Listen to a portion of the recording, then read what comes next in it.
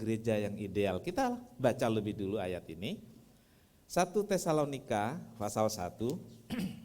1 Tesalonika 1 ayat 3 dan 4. Sebab kami selalu mengingat pekerjaan imanmu, usaha kasihmu, dan ketekunan pengharapanmu kepada Tuhan kita Yesus Kristus di hadapan Allah dan Bapa kita. Dan kami tahu bahwa saudara-saudara yang dikasihi Allah, bahwa Ia telah memilih kamu. Amin. Silakan duduk.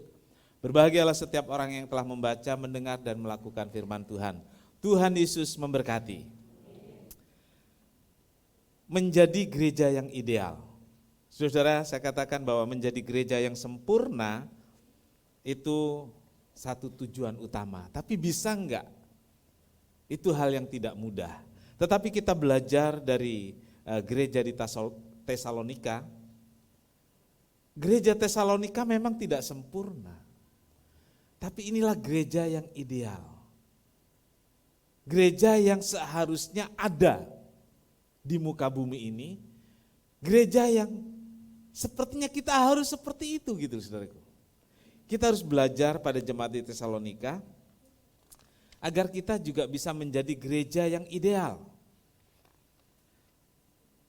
Pujian Paulus kepada jemaat di Tesalonika, saudara-saudaraku, merupakan ungkapan rasa puas, rasa bangga untuk pencapaian jemaat di Tesalonika, walaupun di tengah kondisi sulit, di tengah berbagai penderitaan yang mereka alami, mereka tetap bisa punya pencapaian-pencapaian secara rohani. Hingga dalam pujiannya, Rasul Paulus mengatakan, kami tahu bahwa kamu itu orang-orang pilihan. Kan begitu saudaraku. Ini menjadi poin pertama dalam khotbah yang sudah kita mulai minggu lalu. Orang pilihan. Jadi gereja yang ideal itu adalah gereja yang terdiri dari orang-orang pilihan.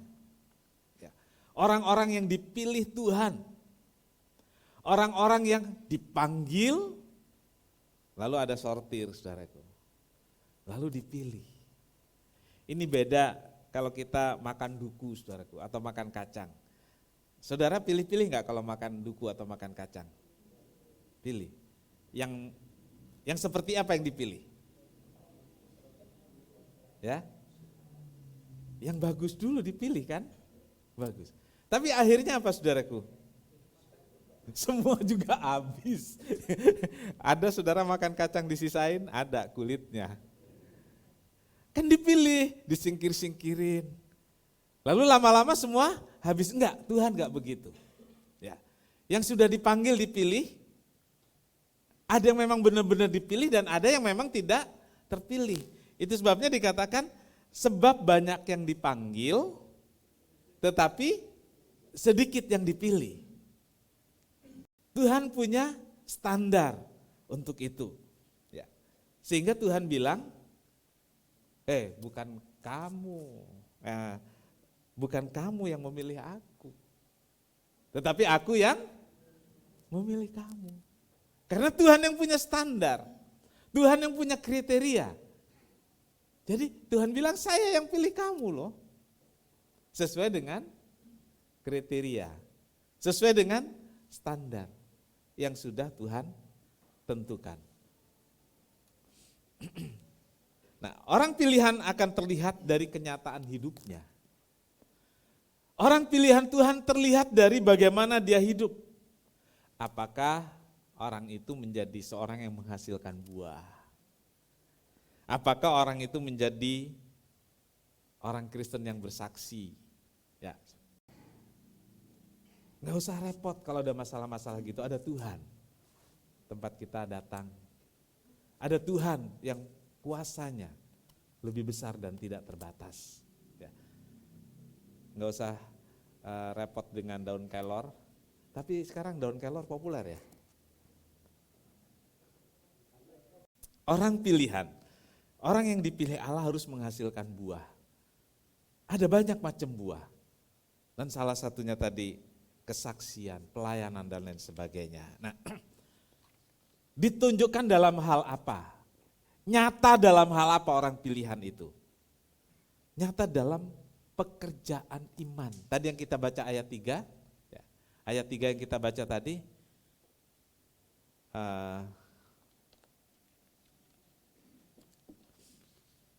ya, sebab kami selalu mengingat pekerjaan imanmu.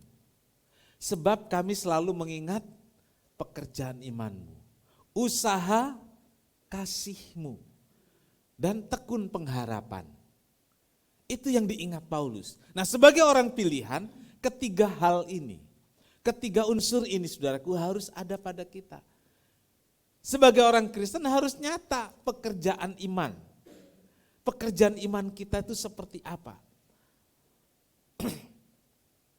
Saudaraku, pekerjaan iman orang di Tesalonika nyata sekali dalam hal ini ayat 9, saudaraku. Ayat 9. Ini pekerjaan iman yang nyata ada di dalam hidup orang-orang di Tesalonika. Ayat 9 mengatakan, sebab mereka sendiri bercerita tentang kami, bagaimana kamu sambut. Dan bagaimana kamu berbalik dari apa saudaraku? Berhala.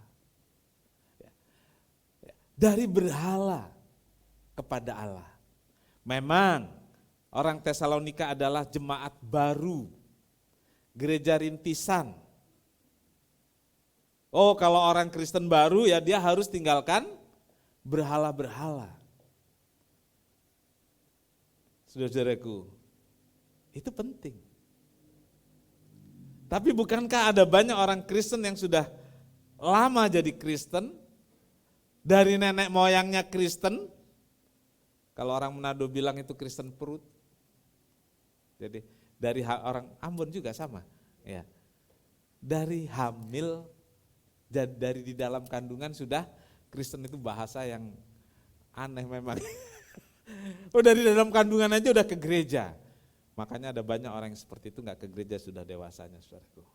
Karena merasa dari dalam perutnya sudah sudah ke gereja. Orang Kupang gimana? Ada tuh bahasa Kristen perut. Ada. Dari dalam perut. Nah, saya nggak pernah dengar orang Batak punya bahasa seperti itu. Ada Pak Pasaribu? Enggak ya? Enggak ya. Orang Ambon, Manado, Kupang. Yang sudah mengaku Kristen dari perut, ternyata saudaraku masih punya berhala-berhala. Ya. Punya berhala-berhala. Berhala itu ada dalam bentuk-bentuk benda, tapi berhala itu ada dalam hati dan pikiran. Dari kampung dulu dibawain bungkusan kain putih, kain merah, kain hitam, ayo ngaku, ada kan? Padahal orang tuanya pun sudah Kristen. Ternyata sudah Kristen sampai tua pun tidak meninggalkan berhala, bahkan berhalanya diwariskan kepada anak. Dan itu terjadi. Buat jaga-jaga. Ya. Anaknya nggak tahu, anaknya nurut sama orang tua, dibawa saja. Ngakunya begitu, padahal anaknya berharap ini dari orang tua pasti punya khasiat.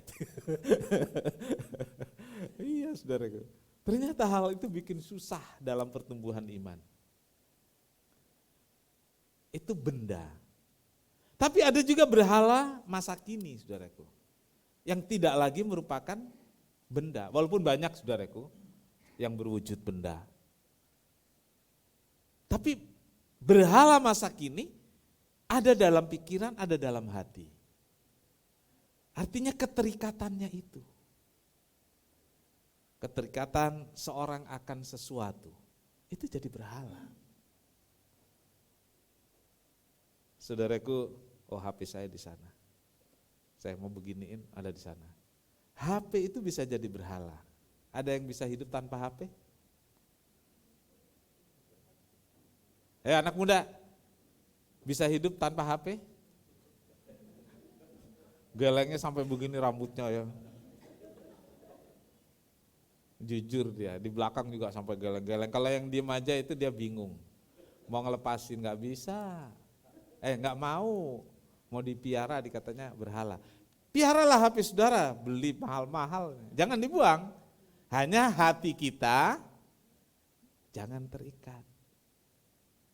Saya senang dengan dalam beberapa hal dengan Sujiwo Tejo. Ya. Dia bilang apa?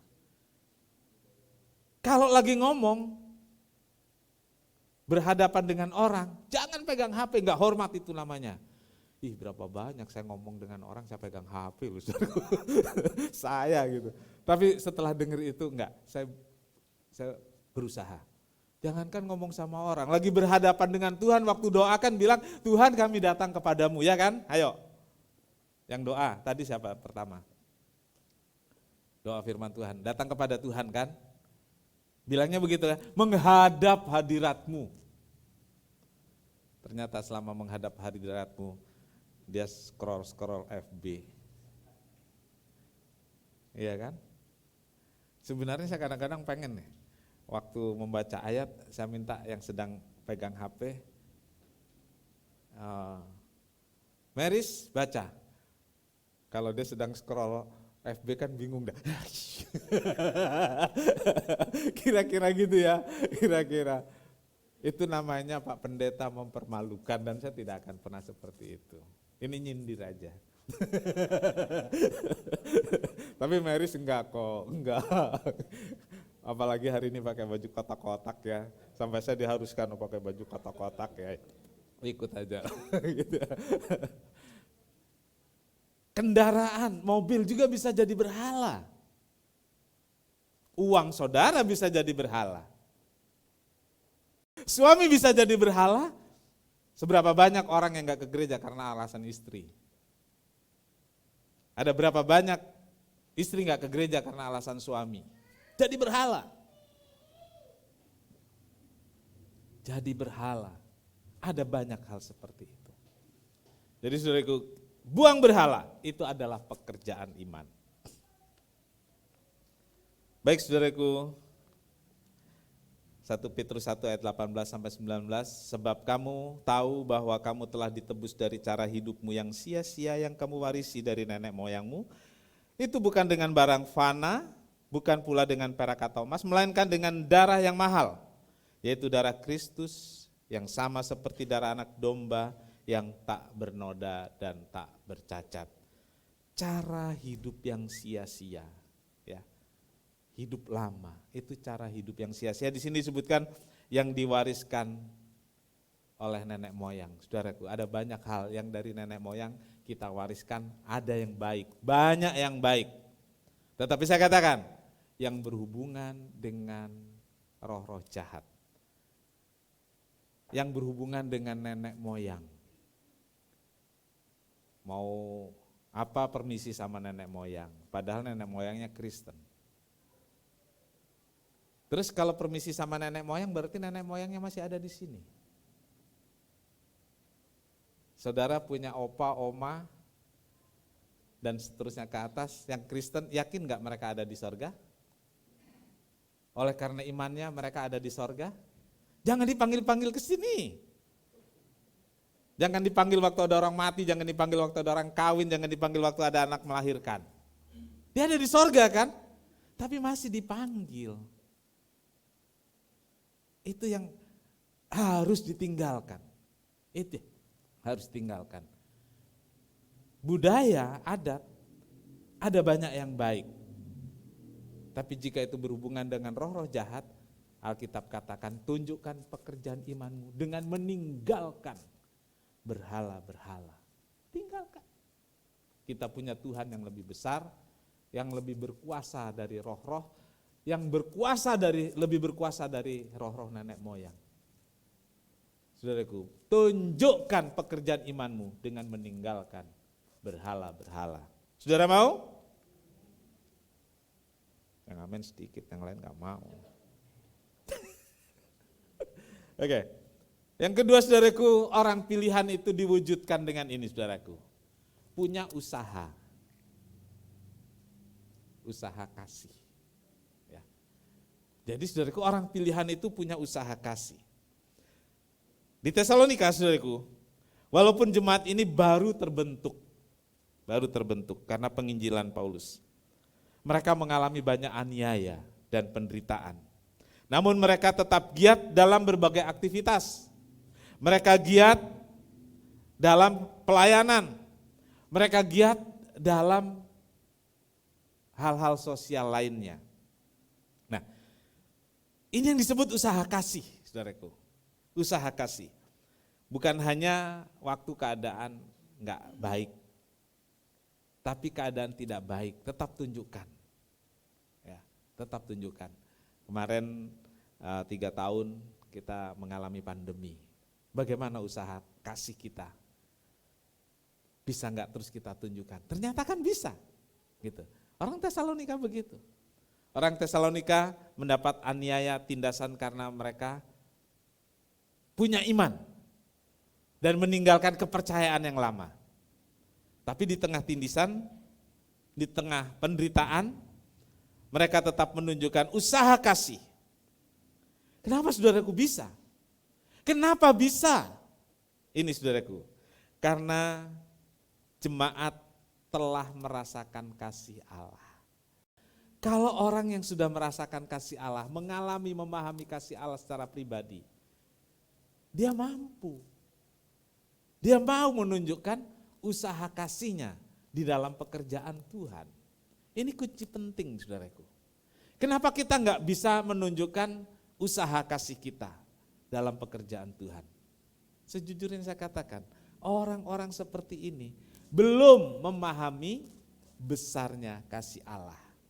Orang seperti ini belum menikmati kasih Allah. Iya, kalau kita masih repot dengan diri sendiri, masih repot dengan cita-cita diri sendiri, saudara-saudaraku, kita enggak bisa menunjukkan usaha kasih kita dalam pekerjaan Tuhan. Ya. Jadi saudaraku, merasakan kasih Allah, memahami kasih Allah, ini kunci penting yang memotivasi seorang mau melakukan usaha kasih, baik secara pribadi maupun bersama-sama dalam jemaat. Usaha kasih dalam bentuk pelayanan formal. Ya. Usaha kasih dalam bentuk pelayanan formal. Ya, ini yang formal. Melayani Tuhan merupakan bagian dari mewujudkan usaha kasih. Kasih kita kepada Allah diwujud nyatakan dalam bentuk aktivitas ibadah seperti ini saudaraku. Ini ibadah ini juga usaha kasih saudaraku. Jadi saudaraku, saya pikir kita beribadah ke gereja itu enggak segitu gampangnya saudaraku. Ya. Ada orang berkata, ya kan memang kalau pagi ke gereja, ya gampang aja ke gereja.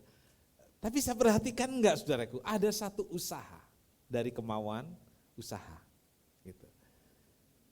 Kalau boleh milih, minggu pagi masih di tempat tidur, bangun lebih siang terus ke mall. Itu kan pilihan, ya. Atau siap-siap masak pergi ke arisan. Atau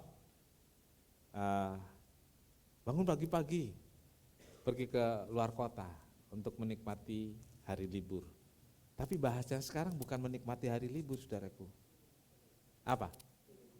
Ya, healing. Ayo apa lagi? Enggak rohani itu healing. Enggak rohani, rekreasi. Bahasa yang rohani dong. Mau diajarin sama pendeta.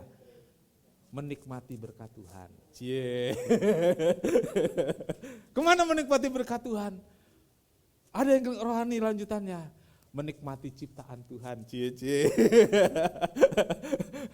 Lah kalau sebulan 3 kali seperti itu, bagaimana saudaraku? Oh, ada kesempatan untuk staycation. Menikmati berkat Tuhan. Pada dasarnya bukan menikmati, melupakan Tuhan. Nah, saudara-saudaraku, kita beribadah ini satu usaha. Dan saya berharap dan berdoa, tunjukkan usaha kasih ini terus menerus, sehingga kita bisa apa yang seperti dikatakan Paulus itu ada pada kita. Kita sebagai orang-orang Kristen pilihan. Kenapa? Karena punya usaha kasih untuk beribadah. Kita beraktivitas melayani, itu usaha kasih. Usaha kasih dalam pelayanan. Mereka yang melayani gak mudah loh saudaraku. Pulang kerja, langsung latihan, kadang nunggu-nunggu latihan. Mungkin di gereja lain gak ada yang mulai latihan jam 9 malam ya. Kalau gak ada usaha, mereka gak bisa begitu melayani. Jadi ada usaha kasih. Dan saya yakin persekutuan dan pelayanan dalam Tuhan tidak sia-sia. Puji Tuhan. Saudaraku, kita masuk dalam kegiatan Natal, saudaraku. Ada panitia, ada renovasi tapi nggak pakai panitia, tapi jemaat terlibat. Itu usaha kasih, ya, usaha kasih. Dan saya bersyukur pada Tuhan, jemaat diberkati oleh Tuhan dan semua terlibat dalam usaha kasih ini. Bukan hanya untuk di dalam, tapi juga untuk di luar. Usaha kasih dalam bentuk pelayanan sosial. Ya, jadi bukan hanya ke dalam, tapi juga keluar. Ya, ini poin berikutnya. Sharing is caring. Ya, jadi anak-anak di sekolah tuh diajar ini, saudaraku. Sharing is caring. Berbagi dan peduli. Ini merupakan satu hal yang penting, saudaraku, agar mulai dari kecil, ini di bidang pendidikan ya, dari kecil anak-anak itu belajar berbagi, belajar peduli, karena terus diajarkan gini, kita ini makhluk sosial, ada orang-orang lain. Nah, kalau dari kecil diajarkan caring is caring, jiwa tumbuh, bisa gampang berbagi. Jiwanya memang tumbuh untuk berbagi dan untuk peduli. Ada orang-orang yang hidup untuk dirinya sendiri, gak peduli orang lain. Nah, harus belajar dari firman Tuhan. Usaha kasih dalam bidang-bidang yang lainnya. Gereja juga harus mewujudkan kasih dan kepedulian melalui usaha kasih, yaitu dengan berbagi, baik untuk kalangan jemaat maupun kegiatan sosial secara umum. Ya, kita di masa pandemi berbagi, jangan hanya pandemi saja ya. Ya, saya lihat Natal juga sudah menganggarkan untuk berbagi kepada yang lain yang bukan jemaat juga. Nah, puji Tuhan. Galatia 6 ayat 2. Galatia 6 ayat 2, saudaraku, saya akan bacakan ini Galatia 6 ayat 2. Bertolong-tolonglah menanggung bebanmu, demikian kamu memenuhi hukum Kristus. Ayat 10, karena itu selama masih ada kesempatan bagi kita, marilah kita berbuat baik kepada semua orang, tetapi terutama kepada kawan-kawan kita seiman. Bertolong-tolonganlah dan berbagi. Ini penting, saudaraku. Ya. Bertolong-tolonganlah dan berbagi. Ini bagian dari usaha kasih yang membuat kita terlihat, dapat dilihat. Ternyata kita adalah orang-orang pilihan. Orang yang dipilih Tuhan. Jadi bukan cuma nyanyi kita dipilih, tetapi benar-benar kita adalah orang pilihan dengan menunjukkan pekerjaan iman dan dengan menunjukkan usaha kasih. Dan yang ketiga, tekun pengharapan. Ya. Pengharapan orang Tesalonika terbukti dengan tetap setia dan tekun dalam mengiring Tuhan. Ini poinnya, saudaraku. Tetap setia dan tekun mengiring Tuhan, mungkin saudara anggap biasa. Di tengah kondisi kita sekarang ya biasa. Tapi kondisi orang Tesalonika adalah dalam tekanan dan intimidasi dari orang-orang yang belum percaya, lingkungan yang belum percaya. Contoh begini saudaraku, jika ada orang yang keluar dari kepercayaan lama, ada satu keluarga, ada yang keluar dari kepercayaan lama terus ke kepercayaan baru, katakanlah Kristen. Kira-kira lingkungannya gimana saudaraku? Ya, marah, intimidasi. Sampai ada yang diancam tidak mendapat warisan keluarga. Iya. Dihapuskan namanya dari daftar keluarga. Iya, ada. Ya papa saya dihapus namanya dan tidak mendapat warisan. Gitu. Ya sudah. Karena kita orang-orang Kristen bukan hanya dapat warisan dunia, tapi kita adalah pewaris kerajaan Allah. Enggak usah kecil hati. Begitu ya. Berkat Tuhan selalu ada saja. Nah saudaraku, intimidasi dari keluarga, intimidasi dari lingkungan kepercayaan lama, itu membuat orang Tesalonika mengalami kesulitan, termasuk kesulitan ekonomi. Mau bikin transaksi, jangan sama dia lah, dia udah gak sama-sama dengan kita, jailah kan gitu ya. Ada seperti itu, sekarang ada gak? Ada, sekarang ada. Tapi bersyukur kalau kita mengalami hal seperti itu dan kita tetap dalam iman kita, tekun dalam pengharapan, ada jalan yang Tuhan berikan untuk kita, amin. Ada berkat yang Tuhan sediakan untuk kita. Kesukaran dan intimidasi yang dialami, baik karena ekonomi, karena kesehatan, maupun intimidasi karena kepercayaan dan budaya lama. Ya, jangan sampai membuat kita lemah dan kecil hati. Saudara nggak mau melakukan adat istiadat dan budaya lama, saudara diintimidasi. Iya. Jangan kecil hati, tinggalkan budaya lama. Budaya lama kadang-kadang justru membebani. Ada orang berhutang sampai bertahun-tahun untuk membayarnya. Karena adat dan budaya. Nah saudaraku, tinggalkan itu. Tapi diperlukan apa saudaraku? Tekun pengharapan. Jangan tinggalkan begitu saja. Kita tinggalkan karena kita punya Tuhan. Punya Tuhan yang menjamin hidup kita. Menjamin hidup kita. Ini penting saudaraku. Sehingga kita punya pengharapan. Sampai Paulus katakan orang di Tesalonika itu tekun dan berpengharapan. Karena dia berani tinggalkan yang lama untuk mendapatkan yang baru. Yaitu di dalam Yesus. Saudaraku, ini menjadi kesempatan besar bagi saudara dan saya untuk memurnikan iman. Ya, kalau kita melakukan yang tadi saudaraku, tekun pengharapan karena masalah-masalah hidup lama, intimidasi, tekanan dan lain sebagainya, ini kesempatan bagi kita untuk memurnikan iman kita dan membuktikan bahwa kita adalah orang-orang pilihan. Nih, bukti kita orang pilihan.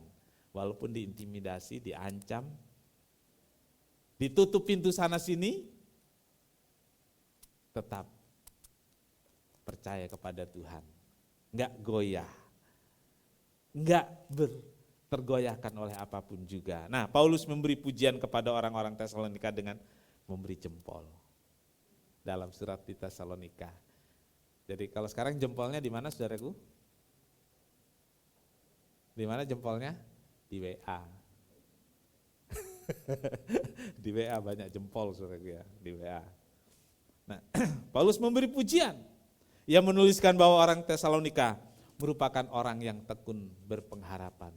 Biarlah orang lain melihat saudaraku, bahwa orang-orang percaya, jemaat GPT Bukit Sion adalah jemaat yang tekun dalam pengharapan. Amin. Kita orang-orang yang tekun dalam pengharapan. Roma 12 ayat 12, bersukacitalah dalam pengharapan, sabarlah dalam kesesakan, dan tekunlah dalam doa. Baca sama-sama, 2, 3. Bersukacitalah dalam pengharapan, sabarlah dalam kesesakan, dan bertekunlah dalam doa. Amin. Lewati semua kesukaran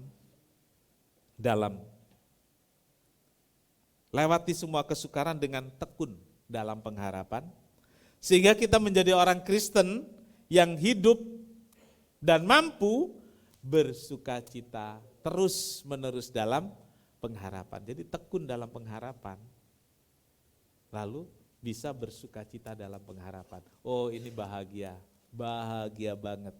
Orang Kristen yang walaupun susah, sakit, mungkin ada juga dalam kekurangan, bisa punya pengharapan. Nah, kalau dalam pengharapan itu tekun, dalam pengharapan itu bersukacita. Wah, saudaraku, senang sekali. Dan marilah kita jadi orang Kristen yang tekun dalam pengharapan, bersukacita dalam pengharapan. Amin.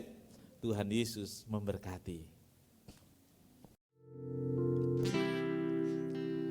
Takkan pernah ku sesali mengiring Yesus sepanjang hidupku, lewati lembah air mata, ku saksikan kemuliaan-Mu dinyatakan. Berapapun harga yang harus kita bayar, kita mau bayar.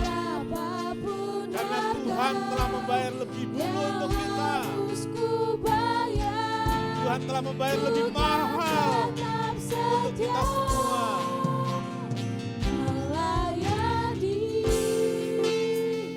mengasihi-Mu, mengiring-Mu seumur hidupku. Janji-Mu kan tetap ku pegang teguh, sampai ku dapat mahkota Kita angkat tangan kehidupan. kita, katakan tak akan pernah sesal. Kita angkat tangan kita. Takkan pernah ku sesali mengiring Yesus sepanjang hidupku, lewati lembah air mata, ku saksikan kemuliaan-Mu dinyatakan. Berapapun harga yang harus ku bayar, ku kan tetap setia melayani, mengasihi-Mu, mengiring-Mu seumur hidupku. Janji-Mu Pegang erat, tetap pegang teguh. ku pegang teguh, sampai ku dapat mahkota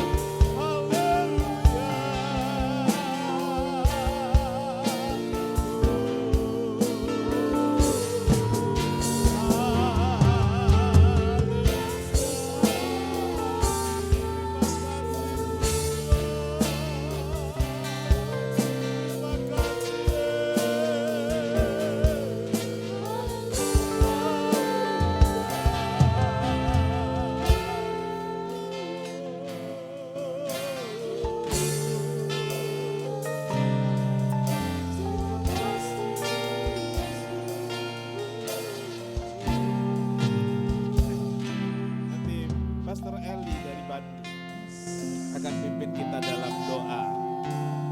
Berapapun harga yang harus ku bayar,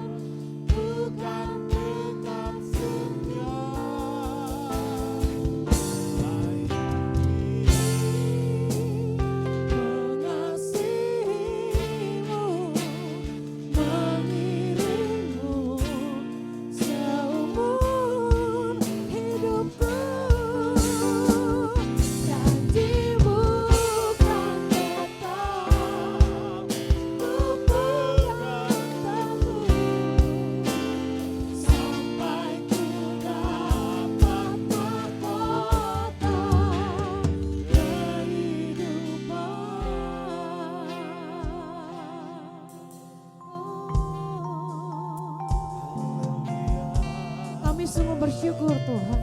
Bila pagi hari ini kami boleh diteguhkan bahwa kami adalah orang-orang pilihan. Yes, amin. Dan saat ini Amin. Tuhan, kami katakan dengan mengangkat tangan kami. Kami mau menjadi jemaat yang ideal. Amin. Seperti yang Haleluya. Tuhan inginkan Tuhan. Mari Tuhan Haleluya. jadikan kami menjadi saksi-saksi-Mu Yes, Tuhan. Dalam haleluya. setiap pekerjaan iman kami. Yes. Usaha kasih kami Tuhan. Terlebih Haleluya. jadikan kami orang-orang yang bertekun Tuhan. Walau ketika air mata itu harus keluar Tuhan. Ketika kesakitan harus kami rasakan. Jadikan kami jemaat-jemaat yang bertekun di dalam Engkau. Yang tetap berpegang teguh Tuhan. Kepadamu Tuhan. Berharap kepadamu Tuhan. Karena kami tahu Allah yang kami sembah Allah yang dahsyat. Amen, Allah yang amen, luar biasa amen, Tuhan. amen, amen. Satu-satunya Allah yang hidup. Yang Haleluya, senantiasa haleluya. memelihara hidup kami. Amin. Mari Tuhan pagi hari ini. Terima kasih untuk firman-Mu. Dan biarlah firman-Mu kuat hidup di dalam hidup kami. Dan boleh bertumbuh Tuhan. Menjadikan kami pelaku-pelaku firman-Mu. Sesuai dengan kehendak-Mu. Haleluya, Terima kasih haleluya, Tuhan. haleluya. Memberkati Bapak Gembala Tuhan. Setiap firman yang dibagikannya Tuhan. Biarlah boleh menjadi rema yang nyata dalam Amin, hidup kami. amin, Juga amin, dalam amin. kehidupan beliau Tuhan. Pelayanannya semakin diberkati Tuhan. Haleluya, haleluya. Dimanapun beliau berada nama Tuhan dipermuliakan. Dan dimanapun kami berada nama Tuhan juga tetap Yes, dipermuliakan. haleluya. Terima kasih Tuhan untuk memberkati kasih, seluruh Tuhan. pelayan-Mu dalam ibadah pagi ini Tuhan. Haleluya. Dalam kehidupan mereka nama Tuhan boleh semakin dipermuliakan. Terima kasih Bapak, kami Haleluya, bersyukur haleluya. untuk ibadah pagi ini. Biarlah kemuliaan Tuhan boleh semakin dinyatakan dalam hidup kami. Haleluya. Dalam nama Tuhan Yesus Dalam Kristus nama kami Tuhan bersyukur. Sama-sama katakan amin. Bapa di sorga, terima kasih Tuhan sudah memberkati dan menolong kami semua. Sebelum kami pulang, kami sangat mengingat dan terbeban untuk berdoa bagi beberapa saudara kami yang sakit. Kami berdoa buat Bapak Rifo yang dirawat di rumah sakit. Tuhan Yesus, kami yakin kesembuhan dari Tuhan dinyatakan. Amin. Sehingga Bapak Rifo bisa sehat Yes, dan Tuhan. bergiat beraktivitas seperti biasa. Amin. Juga kami menyerahkan Ibu Yoneka Turnip yang sampai saat ini masih dalam kondisi vegetatif. Tuhan Yesus, ulurkan tangan-Mu. Kami jemaat mendoakan untuk kesembuhan Ibu Yoneka Turnip. Biar kuasa Tuhan dinyatakan. Ya Yesus. Darah Yesus beri kesembuhan. Sehingga Ibu Yoneka sehat kembali, bisa bersama dengan keluarga, anak-anak, menantu dan cucu-cucu. Tapi di atas semua itu kami mempercayakan semuanya kepada Tuhan. Ke dalam tangan-Mu lah ya Tuhan kami menyerahkan Ibu Yoneka. Kami menyerahkan tubuhnya, jiwanya, rohnya ke dalam tangan Tuhan. Biarlah kehendak Tuhan dinyatakan, yang terbaik yang terjadi. Terima kasih Tuhan, terima kasih. Segala puji bagi Tuhan. Berkati seluruh jemaat, mereka telah hadir menjumpai Tuhan. Karena itu kami yakin Tuhan juga menjumpai kami semua dan memberkati. Berkati seluruh jemaat, baik yang hadir secara onsite maupun mereka yang hadir secara online. Tuhan memberkati korban, persembahan, persepuluhan yang dikembalikan pada Tuhan. Tuhan membuka pintu berkat, mencukupkan apa yang dibutuhkan anak-anak-Mu. Berkati dengan damai sejahtera, berkati dengan sukacita, berkati dengan kesehatan, berkati dengan buah kandungannya, sehingga Tuhan dipermuliakan. Terima kasih Tuhan, terima kasih. Pimpin kami pulang dengan selamat, sertai dan lindungi kami semua. Tuhan memberkati engkau dan melindungi engkau. Tuhan menyinari engkau dengan wajahnya dan memberi engkau kasih karunia. Tuhan menghadapkan wajahnya kepadamu dan memberi engkau damai sejahtera. Saudara-saudara yang kekasih, terimalah berkat dan damai sejahtera dari Allah Bapa, kasih karunia dari Tuhan Yesus Kristus dan persekutuan Roh Kudus, serta kita sekarang sampai selama-lamanya. Ini doa kami ya Tuhan yang kami alaskan di dalam satu nama, yaitu di dalam nama Tuhan Yesus Kristus Juru Selamat dan Penebus kami berdoa. Bapa kami yang di sorga, dikuduskanlah namamu, datanglah kerajaanmu, jadilah kehendak-Mu di bumi seperti di sorga. Berikanlah kami pada hari ini makanan kami yang secukupnya, dan ampunilah kami akan kesalahan kami, seperti kami juga mengampuni orang yang bersalah kepada kami. Dan janganlah membawa kami ke dalam pencobaan, tetapi lepaskanlah kami daripada yang jahat. Karena Engkaulah yang punya kerajaan dan kuasa dan kemuliaan sampai selama-lamanya. Amin. Bapa, terima kasih. Bapa, terima kasih. Bapa di dalam surga, ku berterima kasih.